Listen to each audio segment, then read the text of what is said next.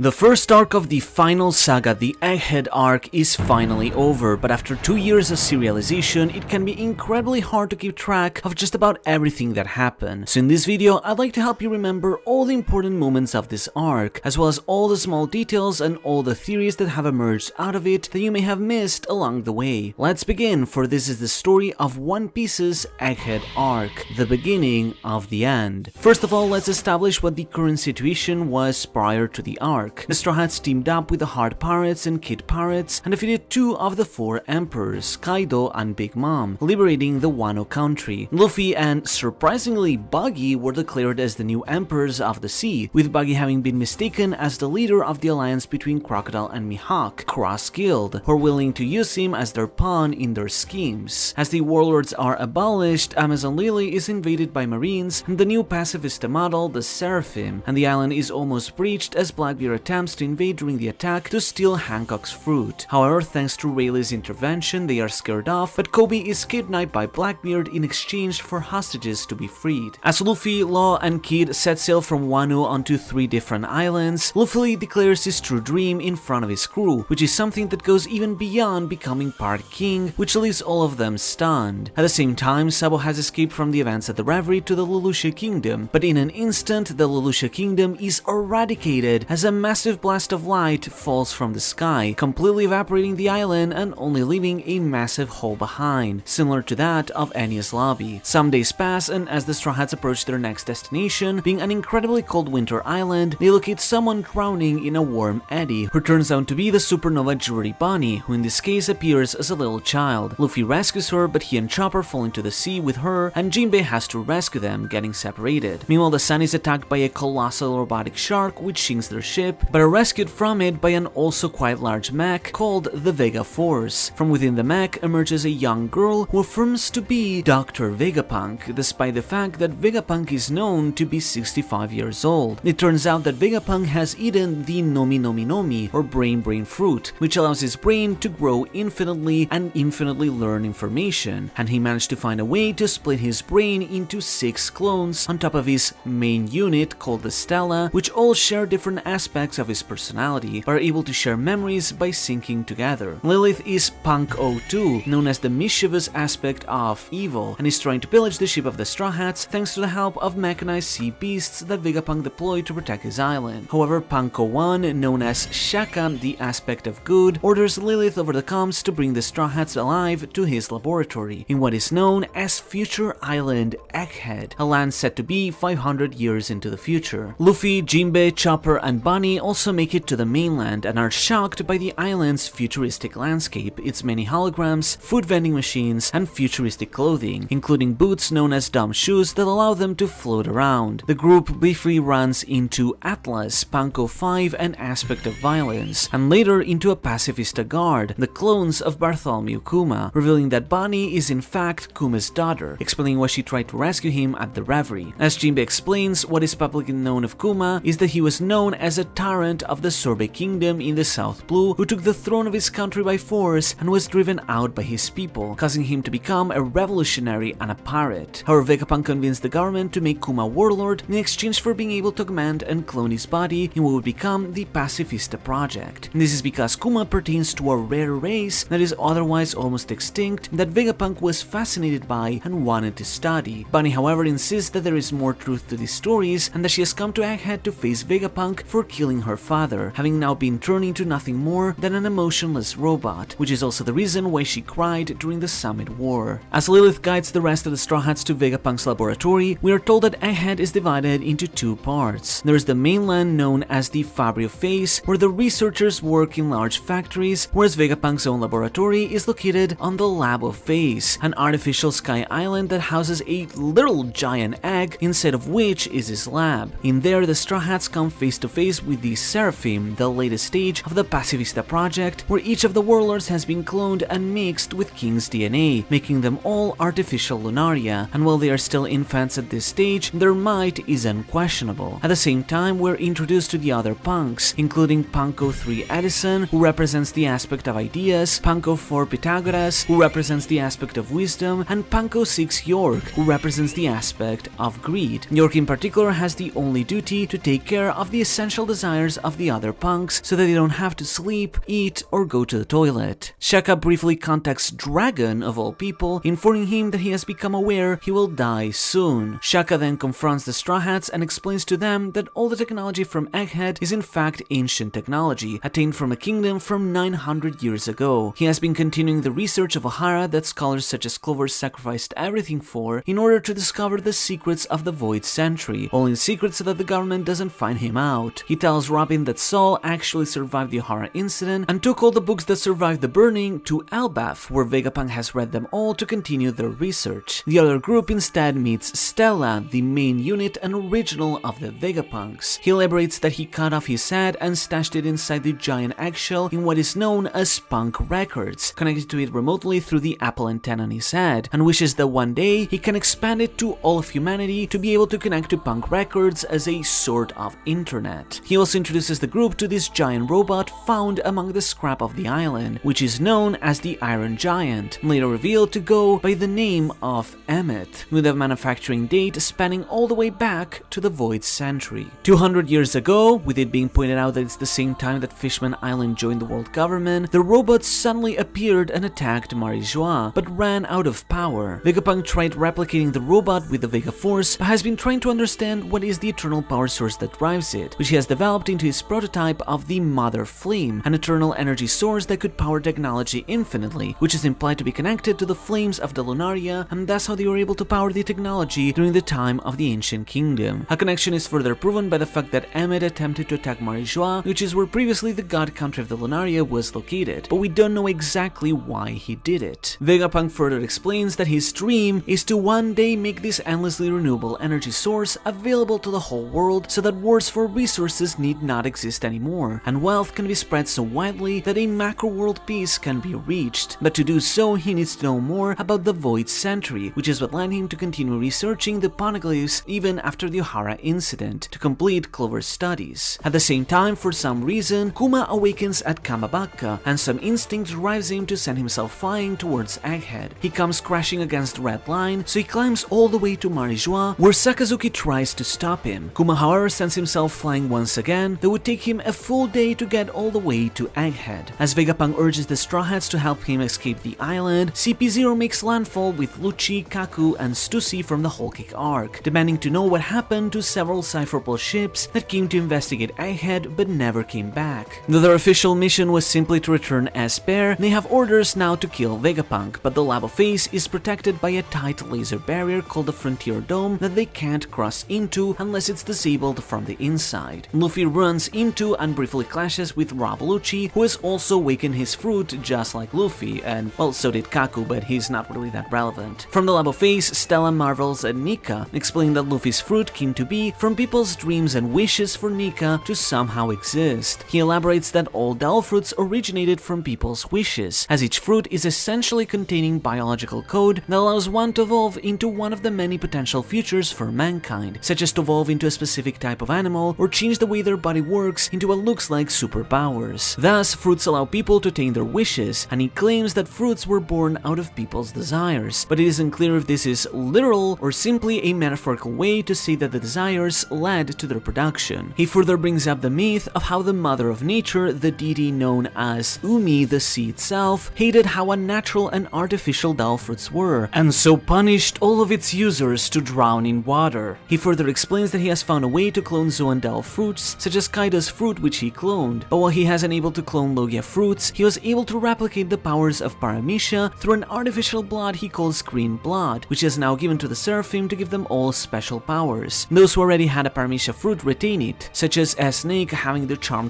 fruit, while others who didn't have Paramecia fruits, like S-Shark or S-Hawk, got powers such as the Swim fruit and the Slash fruit respectively, from Senor Pink and Mr. One. Vegapunk's bodyguard Sentomaru deploys to fight CP0 and protect his boss, as he has higher authority on the Seraphim hierarchy, with only the 7 punks and the Gorosei above him. Luffy tries to protect Sentomaru, but Sentomaru decides to stay behind to help Luffy escape with Atlas to the labo face, promising to help Vegapunk escape. As the punks gather, however, the Frontier Dome is briefly deactivated, causing CP0 and the Seraphim to enter the labo face. It becomes evident that there is a traitor among the punks, but they also remark that they have a traitor on their side, as Stussy shockingly betrays Lucian Kaku and helps the Straw Hats with what is later confirmed in a databook to be the Bat fruit.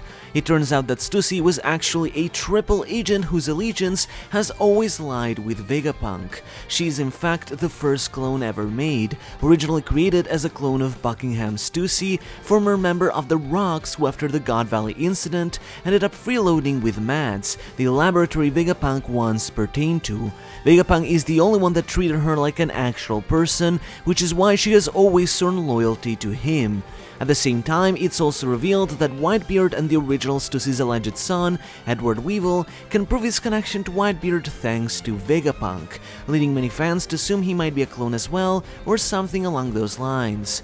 We also find out that Weevil tried to defend Whitebeard's hometown at Sphinx Island from the Marines, trying to pillage his supposed treasure, which doesn't really exist as it is the town itself, but ended up being defeated by Admiral Ryokugyu and thus taken by the Marines. At the same time, Bunny confronts Stella once again and demands answers as to what happened to Kuma, but Vegapunk made a promise to Kuma to never tell Bunny the truth. She however discovers a copy of Kuma's memories that Vegapunk was hiding in his laboratory, created through Kuma's own powers, and dives in to see the memories of her father. The memories prove incredibly traumatic for her, but she still presses on to figure out the truth. While she is distracted by the memories, Stella is abducted by the traitor and locked up in the lab's basement, alongside the vanished Cypher members, causing the other punks to grow in distress by the sudden disappearance of the main body, as well as by the Frontier Dome suddenly not working. As the group splits up to find Stella, they play a little game of Among Us as the Seraphim attempt to pick them out one by one. York is petrified by Ass Snake, Edison and Robin are heavily injured, Shaka is shot to death, and Pythagoras is killed too. Luffy and Zoro agree to briefly free Lucci and Kaku to fight back against the Seraphim. Meanwhile, York reveals herself to Stella as actually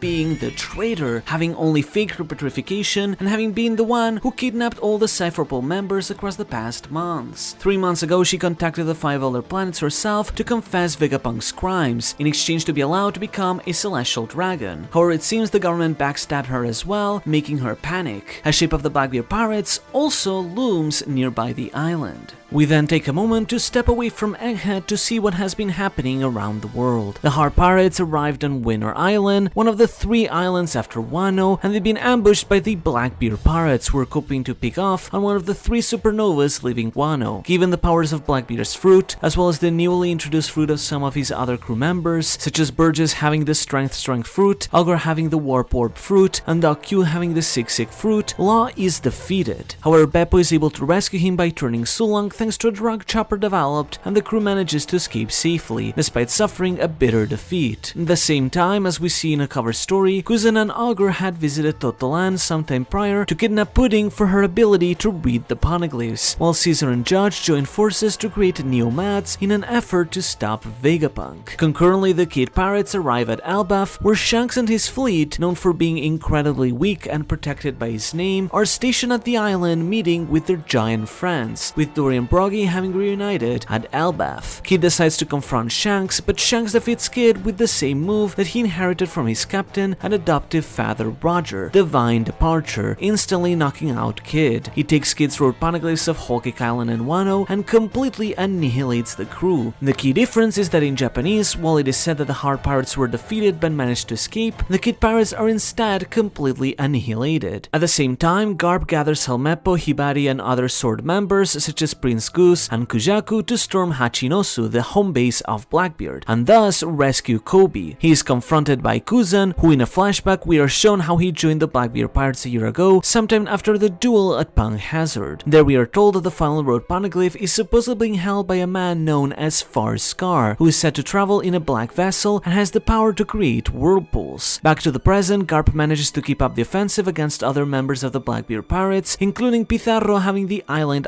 fruit, Vasco Shot having the Glug Glug fruit, letting him control alcohol, and San Juan Wolf having the Deca fruit, which allows a giant like him to become 10 times more gigantic. Kobe manages to showcase his incredible strength through his hard training, allowing the group to escape, but Garp stays behind to ensure that they can run away, essentially exchanging the hostage situation from Kobe now to Garp. Perona also takes advantage of the chaos to help Moria escape from Blackbeard's cells. Elsewhere on the same day, Buggy declares his desire to go after the One Piece, inspiring the members of Cross Guild. Sabo also safely returns to Kamabaka, deciding to tell Dragon and Ivankov about what really happened during the reverie. Sabo's mission was to publicly declare war against the Celestial Dragons, rescue Kuma, and to destroy the food reserves of Marijois to put the Holy Land into resource siege by starving the Celestial Dragons. During this time, Saiyan Leop also protected Shirahoshi from Charlos by almost killing him, resulting in the headline of the attempted murder of a Celestial Dragon, which results in the execution of Saint Miosgard, who covered up for them. Sabo helped Bonnie escape to Egghead, but later caught wind of Cobra's meeting with the Five Elders. During that meeting, Cobra explained how during the Void Century, the Queen of Alabasta was Nefertari Lily, who was the only one of the 20 founders to not become a Celestial Dragon. Cobra mentions, however, that while Lily was supposed to have returned to Alabasta to stay with her people, records show that she never returned, having mysteriously disappeared at Marijois. Imo reveals himself to Cobra in a chapter where Imo is referred to by male terminology in the Japanese release. Imo speaks for the first time, having a fairly childish speech pattern and referring to himself as Mu. It's revealed not only that the D clan refers to the people of the Ancient Kingdom, but also that Imo is in fact Saint Nerona Imo, one of the 20 founders of the Void Century who has ruled the world for the past 800 years, and it's also implied that the Five Elders follow suit and are in some form extensions of him or connected in some way. Imo knew Lily personally, and he explains that it was her fault for releasing the poneglyphs to the world, but it isn't sure if this was intentional or just a mistake. However, Cobra possesses a letter from Lily that names her as Nefertari D. Lily, not just confirming Cobra and Vivi as D-clan members, but proving that Lily had been a traitor all along. The letter reads, "Protect the poneglyphs. Bear the flag of the dawn in the face of this something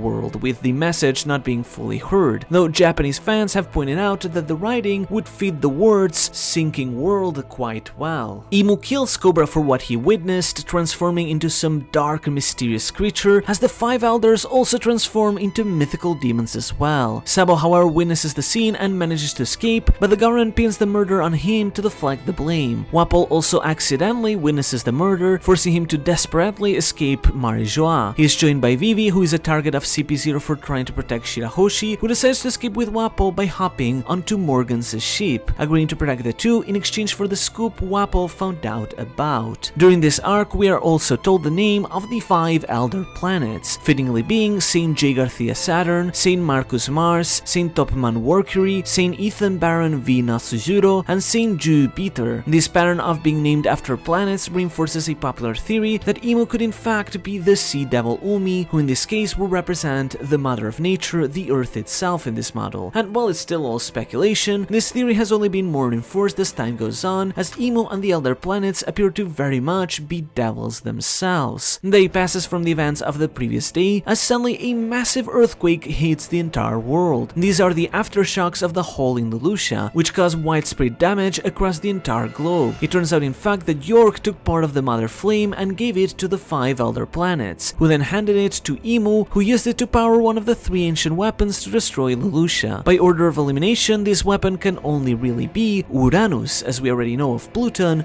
and Poseidon. However, the Mother Flame was good for only 1 charge of this supposed Uranus, so the elders require more Mother Flames to be produced to continue using this weapon and thus fulfill their aims, bringing the long conflict of the Void Century to a definitive end. Meanwhile, back at Egghead, Admiral Kizaru has arrived with his fleet to surround the island, accompanied not just by 9 Vice Admirals, but also by Saint J. Garcia Saturn himself. During the night, the Straw Hats were barricaded inside the Labo phase, but they also managed to follow York's plan and capture her. York contacts the elders and bargains for their help, and while the elders first wanted to dispose of her too, they are now deciding to try and keep her alive at all costs, as they need someone able to keep creating the Mother Flame in order to power the ancient weapon more times. It turns out though that the Straw Hats were keeping York hostage, so now the elders have to work together on rescuing York from the island. We see that Stelha has been freed too, and he reunited with Bonnie, who has forgiven him after learning the truth from his memories, instead claiming the main culprit to be Saint Saturn of the 5 elders, interestingly enough. Vegapunk also hands her a gift that Kuma kept for her 10th birthday, a necklace in the form of the sun, just like the symbol of the ancient kingdom, as he reveals that Bonnie is in fact a kid who ages herself up and is still 10 years old. Kizaru begins the assault on Egghead, causing Sentomaru to unleash the CB's weapons and Pacifista onto the Marines. Despite their old history, having known each other since Sentomaru was a kid and was taken in as Vegapunk's bodyguard, Kizaru quickly defeats him and uses his powers to pass through the Frontier Dome and head into the lava phase. Lucci tries to take advantage of the situation to kill Stella, but Stussy blocks the hit for him. Kaku is immobilized, so Zoro begins fighting Lucci on the lava phase to get him out of the way. Luffy clashes with Kizaru, but in the process, the Vega Force robot is destroyed, which was supposed to serve as their means to escape the flyaway within the island's atmosphere, leaving the Sunny stranded on the lava face. Luffy, however, transforms into Gear 5 to keep Kizaru at bay, who seemingly can transform into several clones, leaving some to wonder if he could be an awakened Logia. This battle causes the ancient robot Emmet to react to the noise of the drums of liberation, but struggling to get up. Meanwhile, Stella and the other punks manage to decode the Frontier Dome so that they can finally disable it, but Bunny is sent flying to the lower Fabria face, so Stella decides to go after her to save her life. As Atlas takes the opportunity to turn the pacifist on their side, however, their orders are immediately reversed as Saint J. Garcia Saturn makes landfall on Egghead, appearing from a demonic summoning circle. He transforms into an awakened Gyuki, a demon from Japanese folklore that is a mix between a demon, a spider, and a cow, able to create potent venoms and able to hurt others simply by gazing at them. Bunny attacks him, claiming he is responsible for Kuma's death, but Saturn simply magically regenerated the wound on his body. He grabs Bunny and prepares to have her executed by firing squad. In these final moments, Bunny recalls memories from Kuma's past that she saw in the bubble. She recalls Kuma telling her about the Warrior of Liberation Nika, who Kuma claimed to be a fan of, always having dreamed of becoming a superhero like Nika. We transition into a full flashback of Kuma's past, where we see all the way from his birth in the Sorbet Kingdom in the South Blue to his family getting arrested at the age of 4 due to Kuma having Buccaneer blood, part of an ancient race with blood of giants and great strength that is now almost extinct. Kuma becomes a slave in Marijua, and despite trying to stay strong, ends up losing his mother and his father, who his father tells him of Nika's legend before passing away. Years later, 38 years ago, in the West Blue, we witnessed the God Valley incident, where the Celestial Dragons were performing their triennial genocide tournament, where they invade an independent kingdom and pillage the resources while hunting down their inhabitants. Here we are better introduced to Saint Figureland Garling, a celestial dragon and part of their militia of the God Knights, currently acting as their leader in the present. He's also part of the same clan that Shanks belongs to. At God Valley, Kuma meets a young Emporia Ivankov and his little sister called Genie. This tournament takes a drastic turn when several pirates swarm the island, as seemingly the Celestial Dragon stole one of its prizes from Pirate Island, what is implied to be an important Dao fruit, maybe even Kaido's fruit itself, and set it as one of the prizes of the tournament. This causes the legendary Rocks pirates to ransack the island, including Whitebeard, Kaido, Big Mom, Shiki, and even Captain John, Stussy, and Gloriosa from Amazon Lily, among others, of course including Jebek himself. However, as a result, Goldie Roger and his crew land on the island as well, as does Garp and his marines, leading to a conflict of historical proportions. The slaves take advantage of the confusion, and Kuma and Ivankov steal 2 Dao fruits that could help them escape from among the prizes. But while Kuma manages to eat the pawpaw fruit, Ivankov is stopped by Big Mom, who steals the dragon fruit she will eventually hand over to Kaido. Kuma is confronted by Saint Saturn, who appears exactly as he does in the present, confirming our belief that the elders are perennially youthful just like Imu. Kuma proclaims to him that he wants to become like Nika, but Saturn states that it is precisely for that reason that the Buccaneers must be erased. Kuma, however, manages to escape with his powers, and alongside 500 other people, they are able to leave God Valley unscathed. We do not know exactly how things ended between Roger and Rocks, but ultimately Rocks would be defeated, and Roger would escape from the island and end up accidentally taking a baby celestial dragon called Figureland Shanks from a treasure chest and adopting him as his child. Ivankov decides to set sail again, while Kuma and Genie decide to stay behind at Sorbet, living in the old church where Kuma was raised. It turns out his dad was a priest of the Sun God Church, and so Kuma decides to follow in his footsteps, so he and Genie end up living peacefully for quite a few years, making friends with kids from the village and with the local community. Kuma decides to take the pain of the locals and absorb it all within his tough body, which makes Genie uncomfortable, but she respects his choice to sacrifice himself for others. As 13 years have passed, Genie proposes marriage to Kuma, but he skirts around the issue, as he's afraid that Genie might be enslaved again, just like it happened to Kuma's mom. He meanwhile looks up to the actions of Dragon, a marine true protester who formed the Freedom Fighters. 3 years later, his kingdom enters into turmoil when the new corrupt King Bekori decides to split the island in half to turn the southern poorer side into slaves to keep funding the heavenly tribute. Kuma attempts to rebel but is jailed, but he is suddenly freed thanks to the efforts of the Freedom Fighters, now joined by Ivankov, who led Dragon to this island to recruit Kuma and Genie. Thus this group came together to form become the Revolutionary Army. As 8 more years pass, 13 years ago, Jeannie, now commander of the Revolutionary Army's Eastern Army, is suddenly abducted. She was turned into a slave to serve as the wife of a celestial dragon who took an interest in her, but the revolutionaries are unable to rescue her. As 2 years pass, they receive a communication from Jeannie, but she claims that while she got to escape, she is about to die. Kuma quickly warps to her with his powers, but he finds her corpse at their hometown of Sorbet, with her skin having turned into blue sapphire gems. This was caused by some strange disease that affects the victim's skin when exposed to the sun, which caused her husband to want to toss her away in disgust, even after she got pregnant from him as well. Jeannie managed to make it back to Sorbet with her kid, but only her baby survived, so Kuma vowed to take care of that child as she were his own, calling her Bonnie. He continues working as a revolutionary while also acting as a caring dad at home when he can. However, Bonnie ends up developing the exact same condition her mother had. As the years pass again, Kuma desperately tries to search for a cure as he quits the revolutionaries, promising Bonnie he'll take her to see the outside world someday, until a doctor finally identifies her disease as Sapphire Scale Syndrome and reveals that Bonnie is bound to die before she even reaches the age of 10, but Kuma can't bring himself to tell her the truth. 4 years ago, Bikori attempts to control Sorbet by force again, by trying to replicate the burning of the Great Terminal, so Kuma single-handedly takes down his government in the one-man revolution and eventually ends up killing Bikori so that he doesn't come back. The government, however, spins this to be a hostile takeover by the tyrant Kuma, which is where he got his epithet from, so Kuma is forced to leave Sorbet and Bonnie behind and set to sea as a pirate. At the same time, Bonnie awakens to the powers of her age fruit all of a sudden, unclear how she got them. Kuma then travels all around the world, including the locations where he sent the Straw Hats in order to find a cure for Bonnie's condition, but is unable to make much progress. After an encounter with Dragon, however, Dragon tells him to try and contact Vegapunk, who should have the technology to help him, especially now that he's relocating to Egghead after the Punk Hazard incident. Kuma and Bonnie meet with Vegapunk, and Vegapunk promises that he can cure Bonnie's condition. In exchange for the great cost of surgery, he simply asks Kuma to provide his genetic code within his bloodline elements so he can make clones of him to fulfill his dream of creating an army of robots that can upkeep the peace from violent pirates. Kuma claims to just be a pacifist, so Vegapunk calls this the Pacifista Project. However, the government had been overhearing their conversation, and so Saint Saturn decides to make a deal with Kuma. He's willing to let him save his daughter and even pardon him, but he will be required to follow 3 orders. 1. Join the Shichibukai warlords after former member Hanafuda had been defeated by Portgas the Ace. 2. To augment his buccaneer body to turn him into an even stronger cyborg. And 3. To give up his sense of individuality to become a mindless weapon serving the government. Saturn is essentially asking Kuma to give up his very life, but Kuma is more than happy to do so if that saves his daughter's life, though he asks them not to tell Bonnie, which is why she assumed Vegapunk just killed Kuma. Kuma, Vegapunk, as well as Sentomaru and Kizaru spend some months together with Bonnie, until she is separated and brought back to the Sorbet Kingdom to finish her treatment for the next year. Kuma must then separate himself from her until he is turned into a full robot over the next 2 years in order to ensure that he doesn't run away with her, bidding her goodbye, though she still isn't aware of the fate that would await her father. Kuma briefly visits Luffy while training, taking a fascination to him. As it is revealed, Dragon often came to Dawn to look over Luffy from a distance. He also keeps writing letters to Bonnie, but she keeps receiving none due to the incompetence and cruelty of the Cypherpole agents controlling her, which includes Alpha, Khalifa's sister. Finally, as the months pass, Bonnie is fully healed, but the Cypherpole insists on keeping her captive on Sorbet. Thus, she tricks the agents with her powers to escape, and when Alpha tries to give chase, Bonnie knocks her out by imitating Nika's body shape with her powers. Thanks to her ability Distorted Future, she can change the physical appearance of her body into a hypothetical future form. She sets out to sea as a pirate in hopes of finding her father again. As Vegapunk prepares for his final conversion, Kuma confides in Vegapunk that while Nika isn't real, he believes Luffy may be able to provide some very real change in this world, and deciding to believe in him, asks Vegapunk to give him orders to protect the Sunny over the time skip. As Kuma goes through his final moments, he recalls all the people that he has loved in his life, and he tells Vegapunk to leave Bonnie with one final message: to wish her a very happy 10th birthday. Back to the present, Bonnie despairs even further as she begins to realize that Nika isn't real, which weakens her beliefs and powers, and even comes to know that Saturn was not only the one that gave her mother and by extent her the Sapphire Scale Syndrome through experimentation, but also he's the one who fed Bonnie her age fruit as an experiment as well, making her nothing more than a lab rat. However, just as Saturn is about to kill her, Kuma suddenly drops on the island and knocks Saturn across the face, sending him crashing across the island.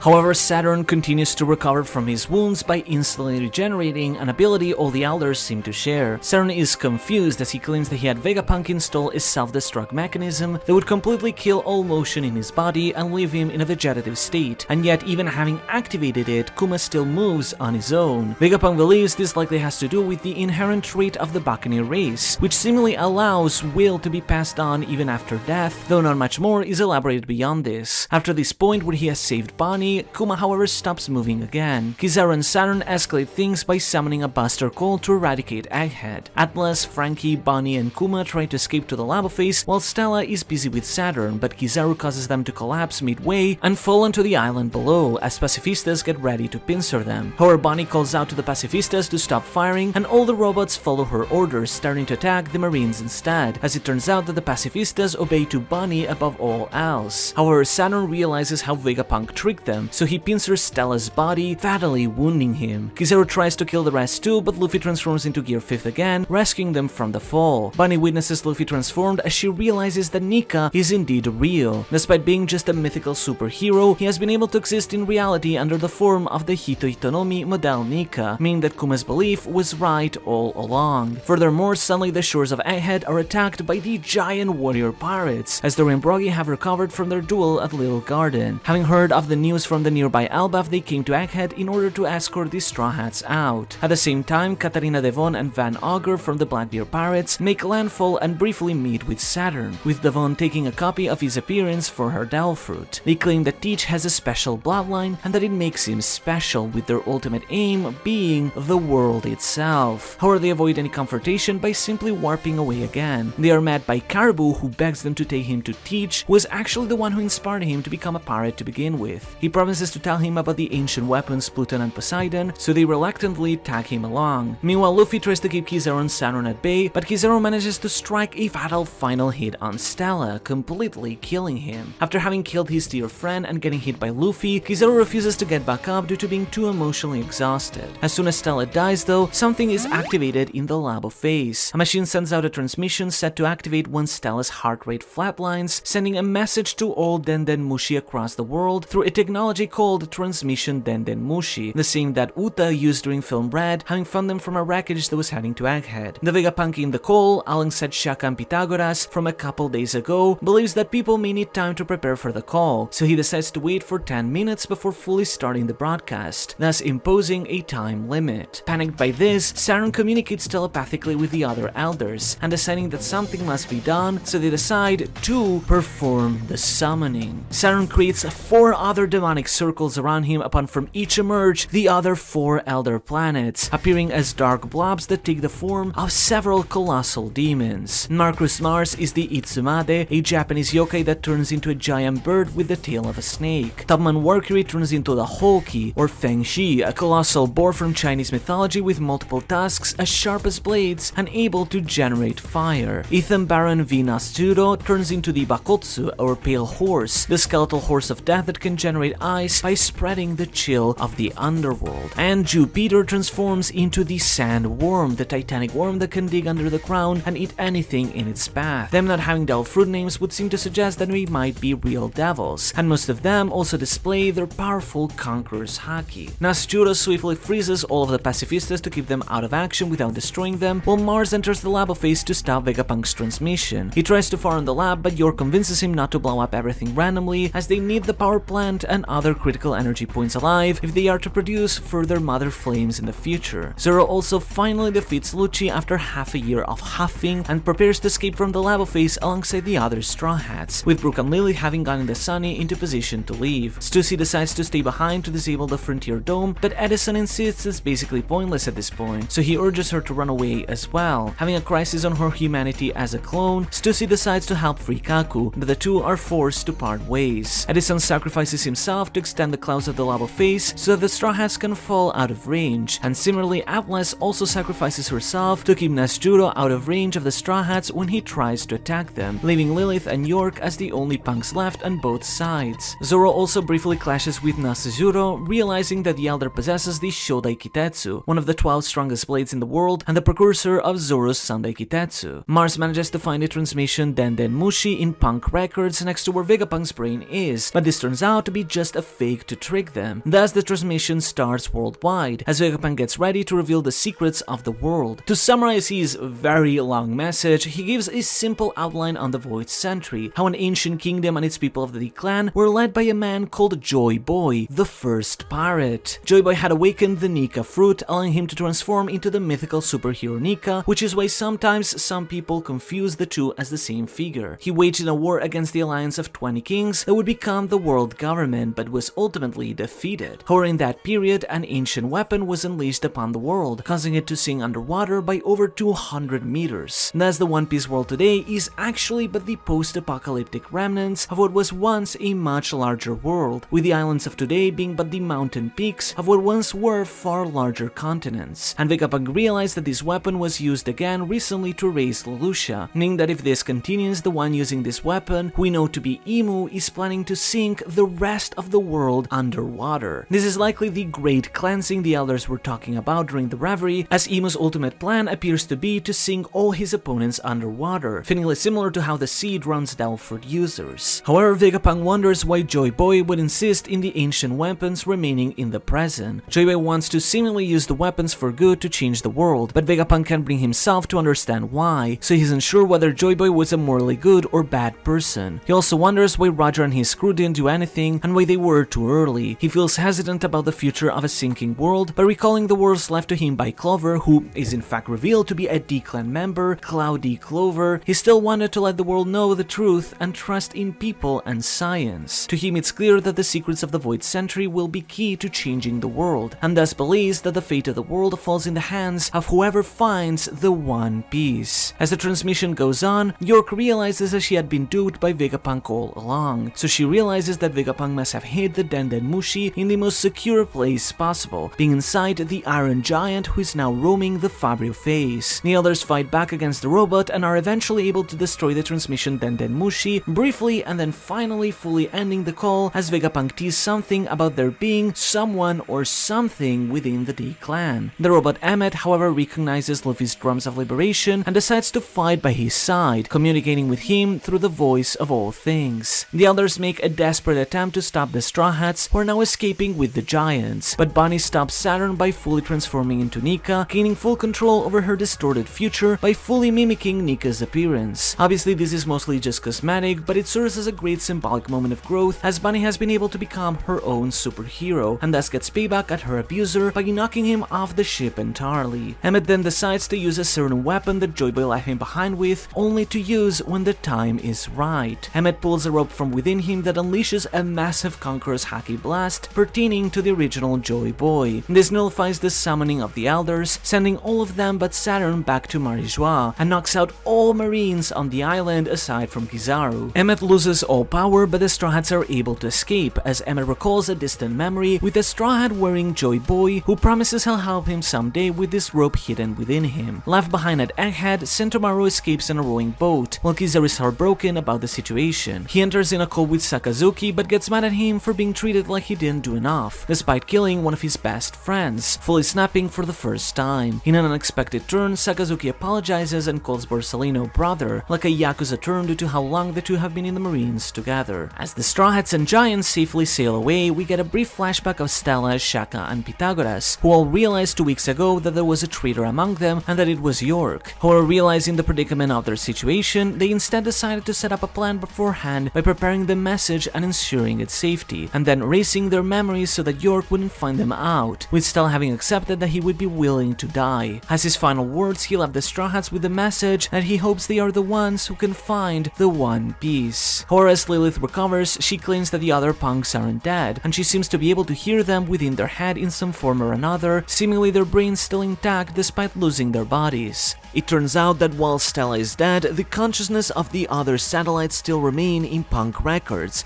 and in a last-ditch effort, Edison turned Punk Records itself into Sky Island to escape from the government. The York managed to save the power plant to produce more Mother Flames to fuel Uranus. At the same time, Shanks defeats the Barto Club at Gartal Island, while Blackbear gathers Caribou and begins the first move in his grand plan. At Egghead, we are actually revealed it was Saturn who originally decided to preserve Emmett 200 years ago due to his nature as a scientist, but as punishment, Emo revokes his immortality and causes him to instantly shrivel up and die. Saturn is instead replaced by Figarland Garling as the war god of scientific defense. The Straw Hats celebrate their successful escape from Egghead and party as they head towards the Island of Giants, Elbaf, and make it one step closer towards finding the One Piece.